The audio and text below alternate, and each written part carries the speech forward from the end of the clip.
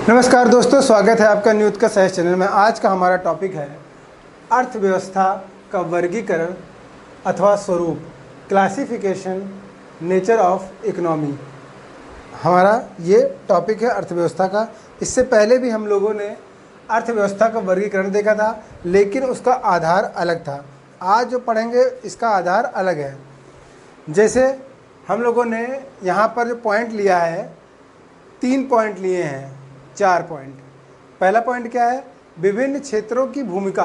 अब देखेंगे यहाँ पर हमने यहाँ पर बोला क्या, विभिन्न क्षेत्रों की भूमिका के आधार पर अर्थव्यवस्थाओं का वर्गीकरण, मतलब क्षेत्र के हिसाब से, मतलब क्षेत्र में किस प्रकार की अर्थव्यवस्था है उसको हम लोग देखेंगे। दूसरा है शेष विश्व के साथ अंतर संबंध। विश्व के साथ अंतर संबंधों के आधार पर तय करेंगे कि किस प्रकार की अर्थव्यवस्था होती है। तीसरा है नियोजन के आधार पर अर्थव्यवस्था देखेंगे, अर्थव्यवस्था का वर्गीकरण देखेंगे नियोजन के आधार पर। और अंतिम है निर्भरता के आधार पर अर्थव्यवस्था कैसी है, इसको देखेंगे। तो इस तरह से पहला क्षेत्र के आधार पर, दूसरा देशों की अंतर संबंधों के आधार पर, तीसरा नियोजन के आधार पर अर्थव्यवस्था का वर्गीकरण, और चौथा है निर्भरता के आधार पर अर्थव्यवस्था का वर्गीकरण। और ये सभी अर्थव्यवस्थाएं आप लोगों ने कहीं ना कहीं, आप लोग जब इकोनॉमिक्स पढ़ते होंगे, कहीं ना कहीं ये शब्दावलियां आपके सामने आती रहती हैं। जब आप कोई चीज़ पढ़ते हैं और जब आपको पता होता है कि ये चीज़, जब कोई भी टर्म आए और आपके दिमाग में पूरी की पूरी डिफिनेशन आ जाए एक बार में, तो समझ लीजिए कि आपका कॉन्सेप्ट जो होगा बहुत मजबूत हो जाता है। लेकिन जब आप कोई चीज़ पढ़ते हैं और किसी शब्द की जो परिभाषा है अगर वो आपके दिमाग में स्पष्ट नहीं है, तो तभी वो चीज़ हमें लगती है टफ़ कि ये चीज़ कितनी टफ़ है। इकोनॉमिक्स टफ़ हमें इसीलिए लगती है क्योंकि इसके अंदर बहुत सी ऐसी चीज़ें हैं, बहुत सी ऐसी शब्दावलियाँ हैं जिसकी पूरी की पूरी डिफिनेशन आपको अच्छे से नहीं पता होती हैं। और जब आप उसको पढ़ रहे होते हैं तो जब वो आप उस शब्दों को छोड़ते चलेंगे तो आप पूरी की, जब कोई नई चीज़ें, आप नया कॉन्सेप्ट पढ़ रहे होंगे और उसके अंदर बीच में जो शब्द आ रहे हैं उसको आप छोड़ रहे हैं, तो पूरा जो आपका कॉन्सेप्ट होगा वो अच्छे से क्लियर नहीं होगा, तो आप उससे बोर हो जाएंगे और वो चीज़ आपको टफ लगने लगेगी। इकोनॉमिक्स में यही चीज़ होती है कि हमें जो शब्दावलियाँ होती हैं उसके बारे में डिफिनेशन अच्छे से पता होनी चाहिए, जिससे कि जो आगे की चीज़ें हैं हम अच्छे से समझ सकें। तो चलिए ये शुरू करते हैं। विभिन्न क्षेत्रों की भूमिका के आधार पर अर्थव्यवस्था का क्लासिफिकेशन किया गया है। Classification of economics on the basis of role of different sector. Different sector, sector क्या है, कौन कौन से सेक्टर हैं? तो आप पढ़ते सुनते होंगे हमें हमेशा कि भारतीय अर्थव्यवस्था कभी कृषि आधारित अर्थव्यवस्था हुआ करती थी। तो कृषि आधारित अर्थव्यवस्था जिसे बोलते हैं एग्रेरियन इकोनॉमी। तीसरा औद्योगिक अर्थव्यवस्था, इंडस्ट्रियल इकोनॉमी भी बोला जाता है। ये शब्द भी आता है कहीं आ गया, तो आपको नहीं जब इसको पता है कि इंडस्ट्रियल इकोनॉमी किसी अर्थव्यवस्था को हम कैसे कह सकते हैं, क्या आधार है जिसके, किस बात पर हम कह सकते हैं कि ये पर्टिकुलर किसी देश की या किसी क्षेत्र की अर्थव्यवस्था औद्योगिक अर्थव्यवस्था है, तब तक आप चीज़ों को नहीं समझ सकते हैं। नेक्स्ट है सेवा अर्थव्यवस्था। तो चलिए देखते हैं। कृषक अर्थव्यवस्था किसी भी देश की अर्थव्यवस्था के सकल घरेलू उत्पादन, जो पूरे वर्ष का, वित्तीय वर्ष का जो उत्पादन होता है, सकल घरेलू उत्पादन जीडीपी में प्राथमिक क्षेत्र। अब प्राथमिक क्षेत्र क्या था दोस्तों? प्राथमिक क्षेत्र हम लोग पढ़ चुके हैं।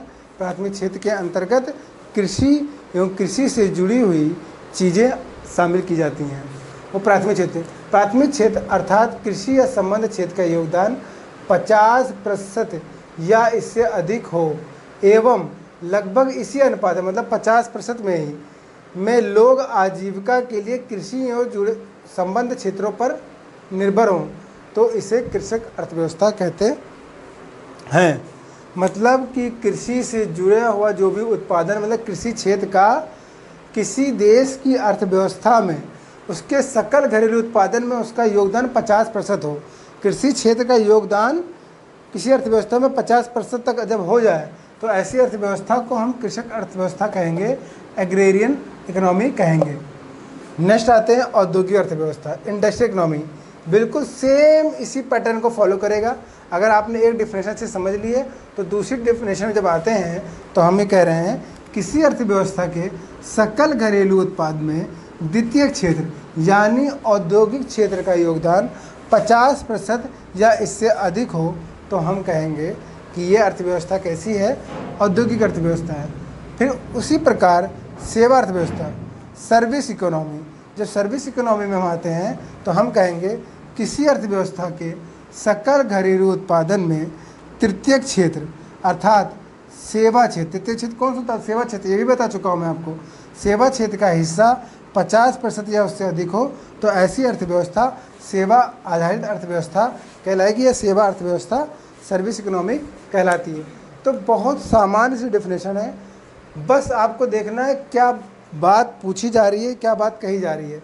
अगर सेवा अर्थव्यवस्था है तो सेवा सेक्टर का योगदान जीडीपी में 50% या उससे अधिक होना चाहिए।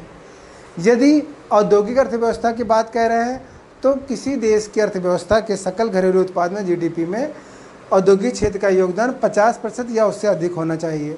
अगर कृषक अर्थव्यवस्था कह रहे हैं तो किसी देश की अर्थव्यवस्था के सकल घरेलू उत्पाद में यानी जीडीपी में कृषक क्षेत्र या उससे जुड़े हुए चीज़ों का योगदान 50% या उससे अधिक होना चाहिए तो ऐसी अर्थव्यवस्था कृषक अर्थव्यवस्था कहलाएगी। ये हो गया कि पहला बिंदु कि विभिन्न क्षेत्रों की भूमिका के आधार पर अर्थव्यवस्थाओं का वर्गीकरण। बहुत सामान्य सी परिभाषा है, लेकिन जब आप ये चीज़ें बहुत आपके स्पष्ट रूप से आपके दिमाग में है तो आगे की इकोनॉमी जब आप पढ़ते रहेंगे तो आपको चीज़ें आती रहेंगी। नेक्स्ट आते हैं शेष विश्व के साथ अंतर संबंधों के आधार पर, मतलब कि किसी देश का किसी देश के से संबंध है या नहीं है या कैसा है, उस आधार पर हम तय करेंगे कि अर्थव्यवस्था कैसी है। जब उस आधार पर देखा जाए तब तो उसमें दो प्रकार की अर्थव्यवस्थाएं आ जाती हैं, एक जिसे बोलते हैं खुली अर्थव्यवस्था और दूसरी बोलते हैं बंद अर्थव्यवस्था। खुली अर्थव्यवस्था यानी ओपन इकोनॉमी, बंद अर्थव्यवस्था यानी क्लोज इकोनॉमी। खुली अर्थव्यवस्था किसे कहेंगे, जैसा कि नाम है, किसी देश, कोई देश, ध्यान दें, कोई देश यदि किसी दूसरे देश के साथ व्यापारिक संबंध स्थापित करे या कोई देश किसी देश में निवेश करे तो ऐसी अर्थव्यवस्था खुली अर्थव्यवस्था के अंतर्गत शामिल होती है।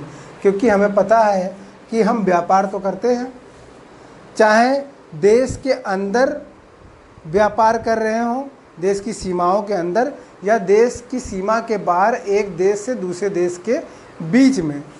तो ऐसी अर्थव्यवस्था खुली अर्थव्यवस्था हो जिसमें दो देश या दो से अधिक देश शामिल हो या पूरा वर्ल्ड शामिल हो, पूरी दुनिया, पूरा विश्व शामिल है एक दूसरे के साथ।